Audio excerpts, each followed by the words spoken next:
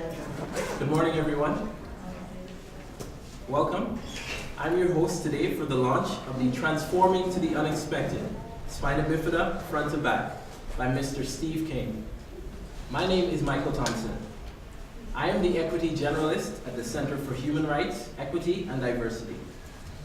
The Center is really proud to host this event, and I am equally, if not more, honored to be hosting it, especially as we embark on our 50th anniversary of Humber College. Many of you are aware of the initiatives of the Ontario government to make the province fully accessible by the year 2025. In Ontario, 1 in 7 people have a disability. By the year 2036, it is projected to be 1 in 5 persons who will have a disability as the population ages. Humber is very proud to ensure accessibility for all members of the Humber community, especially our students. We can always improve on our good track record in ensuring compliance with the Accessibility for Ontarians with Disabilities Act, or the AODA. Our goals for this event are: increase awareness of disability from an intersectional lens, i.e. disability, race, gender, age, and others, and to recognize that people with disabilities can create and contribute meaningfully to society. Today, I'm hoping that the boundaries, perceptions of disability and ability, how we view art and culture, and from whose perspectives will all be pushed to newer heights. I will now ask Mr. Rick Fuller, a member of our AODA committee and a manager of public safety at the Lakeshore campus, to do the honors of introducing the event and the artist, Mr. Steve Kean. Thank you.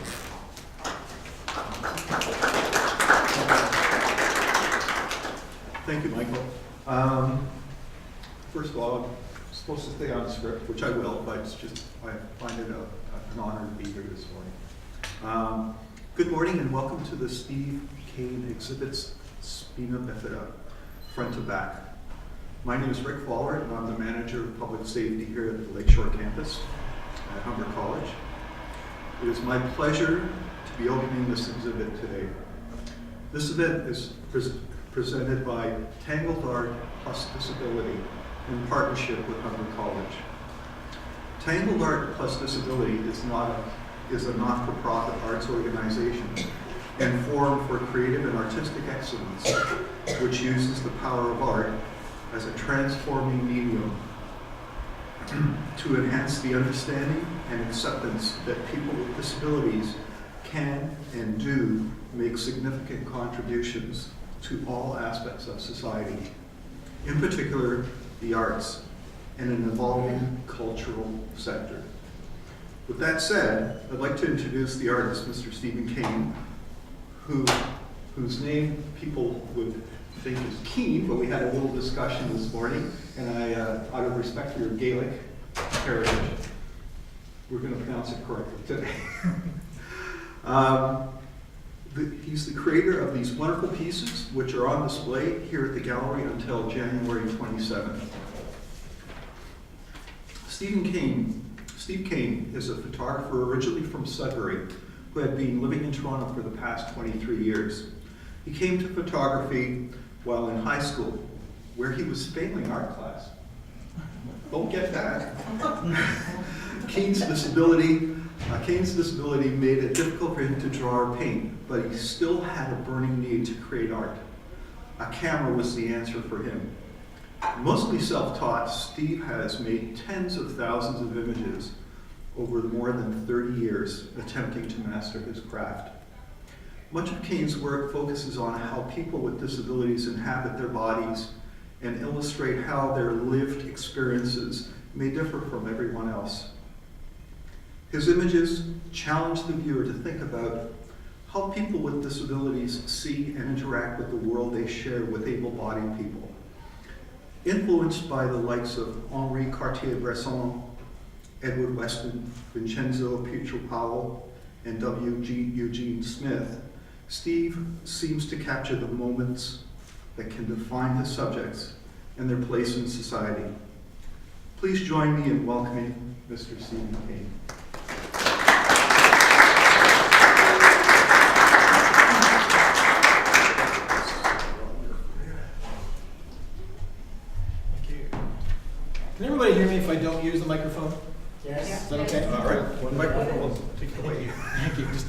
I like to use my hands when I talk too sometimes.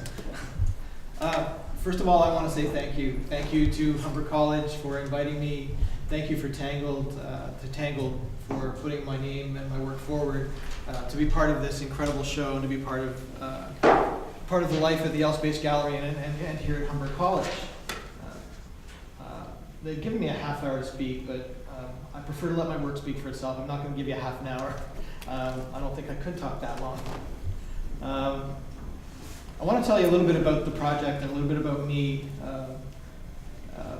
As you heard when I was introduced, I come from Sudbury and I stayed there until I finished my undergrad degree in economics. And I came to Toronto to work at the bank. And I stayed there for a whole month and a half before I realized there's no way I'm not a banker. I just can't do that. I don't want to be a small cog in a big wheel. I had something to say, something to contribute, and my life with a disability had more meaning to me than that, and it's not something that I wanted to ignore. It's something that I wanted to be a part of. And so I left the bank and took my time looking for something to do and somewhere to be and who to be. And a couple of years after I left the bank, I was fortunate to find a job with the Spina Bifida and Hydrocephalus Association of Ontario, another charitable organization that provides information and personal support and helps people with spina bifida and or hydrocephalus to pursue their dreams and to be who they want to be and get past all of the bad things that spina bifida can be. And I'm really proud to be a part of that organization. I've been there with them for more than 20 years now,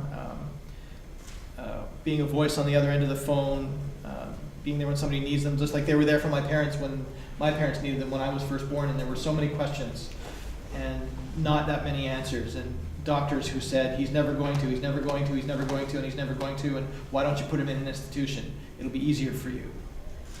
But my parents didn't do that. No institution. I was part of a family. I grew up having the same obligations as my sister. I had things that I had to do. My parents treated me like everybody else, and to their credit, the way that they treated me, I was able to be independent. I was able to do what I wanted to do, and here I am living 250 miles at home. I'm a husband, I'm an employee, I'm an artist, I have a mortgage, I have all of those things that make me feel like everybody else. But there was still something not quite there. There was still something in me, something I had to say. And I remember lying in bed one night when I was home to see my family for Christmas, and oddly, like a flash, this idea of spina bifida front to back came to me. I mean, spina bifida is a disability that affects your back. And it just, like a lot of other ideas, it just sort of popped into my head, almost fully formed. And it was really intimidating and really scary to have this idea in my head and thinking, okay, I have this idea, what am I going to do with it? How am I going to do this? Who's going to do this? Who'd go along with this with me? I mean, who would agree to pose in front of a camera and have their images put on a wall? I mean, no matter what the purpose. I mean, my purpose from the very beginning of this was to create beautiful images, beautiful portraits, and to show beauty, and to expand the idea of what's beautiful. But I still sat on the idea for about 3 years before I had the guts to talk to a single person, to go to somebody and say, this is my idea. And as soon as I spoke to that first person to say, this is what I have in mind, the hesitation wasn't there. This person said, yes, let's do this. What a fantastic idea. I want to be a part of it. And we were off and creating. And so we sat together. And I'll never forget preparing for one of those first photo sessions. It was a cold winter day, very much like this, a whole lot snowier actually.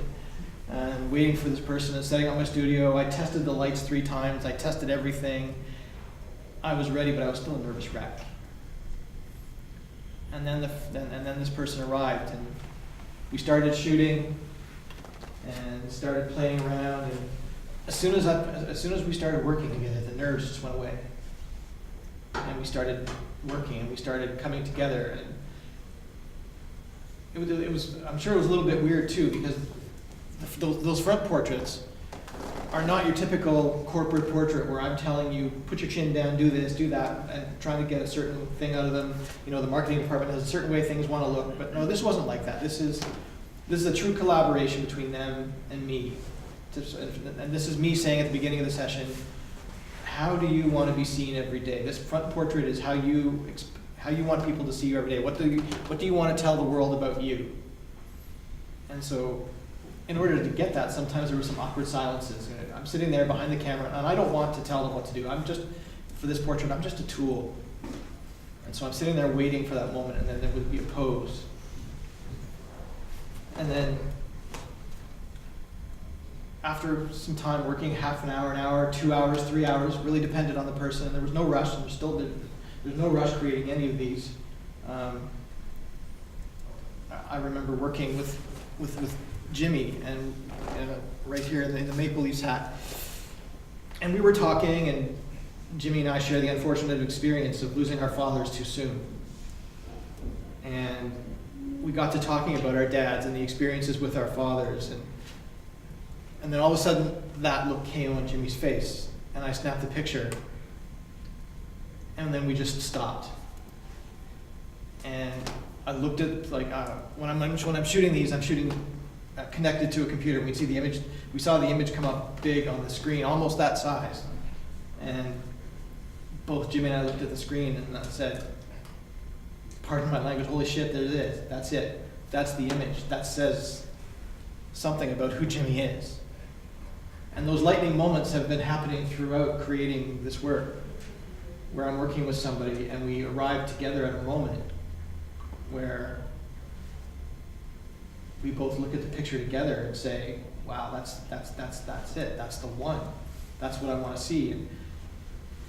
And the interesting thing too is, on top of that agreement, it's on that connection, sometimes there are some images in the show where I'm looking at the show and I'm thinking, particularly with the back portraits, here's an image that I like, that I think really says something, but something that the person that I photographed says, oh, well, I don't like that part of it, and so we would agree on another image. And so I'm really proud of this work, and proud that it was such a strong collaboration between me and the people doing the work. And when I look at it now, when I see it on the walls, today, even though this is the third exhibition for this work, it's just as moving as the first time I saw it on the walls for me. I was listening to music on the way coming in this morning, and there's this country artist, Eric Church, and he has an album and a song called The Outsiders. And the people who color outside the lines, the people who don't conform, the people who don't listen, the people who make their own lives and make their own decisions. And that's really what this work is all about. We are the outsiders. We don't necessarily always want to be for a lot of things in terms of access, because we still have to get along in this world. But I'm quite happy to be considered an outsider. I'm quite happy to be considered somebody who does things a little bit differently and arrives at something beautiful and something deep and inspiring. And I look for that kind of inspiration in the people that I meet every day, and the people who become my friends and my family. I mean, I have my blood family and I have my love family that make up those people who are closest to me. And I look to them for inspiration every day, and I look to them for support. And it's because of them and the people who work with me that I get to call myself an artist, and I get to do what I love to do every single day. And so I'm very thankful for experiences like this, and for people like you who come to see the work. And I hope it changes you. I hope it makes you think a little bit about what's beautiful and who can be beautiful, and how you define that for yourself and for your family and for your loved ones and for everybody that you meet, and that you give everybody a chance to show that part of themselves. Like these people found a way to show it to me and to everybody who looks at this work. So thank you again for the invitation to be a part of this incredible event with Humber College and Tangled Disability Art. I'm proud to be a part of it, and I'm proud to be associated with Tangled. They've been a part of my life and supported me in my artistic practice for a very long time. I credit them with a lot of my confidence in who I am as an artist. And so I say a deep and heartfelt thank you to Tangled and to everybody here. So please enjoy the work, enjoy the treats. I'm going to be around, so if you want to talk and have some questions, I'm happy to answer them. So thank you very much.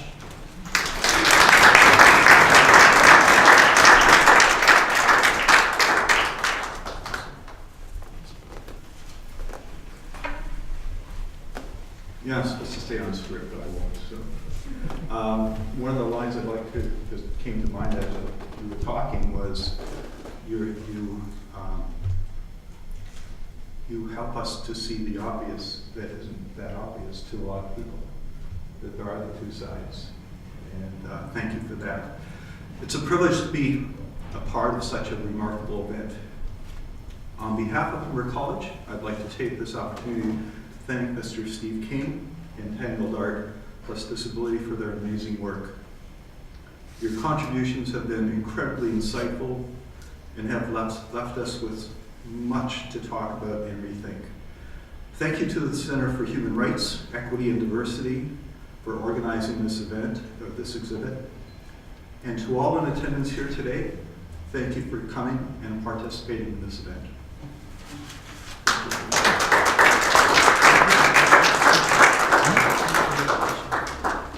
Thank you, Rick, and thank you, Steve. I think we've all had much food for thought here this morning, and I just wanted to share a little bit about what Steve mentioned. He spoke about the doctors saying to him, you can never. But thank you, Steve, for not listening and for turning that around and saying you can. And I hope that we all can take away that message here, that we all can. And never allow, words to diminish you or to discourage you. But we all can. We all have that ability, and we all have that drive and that push to excel and to exceed. And we see that here on display. So special thanks.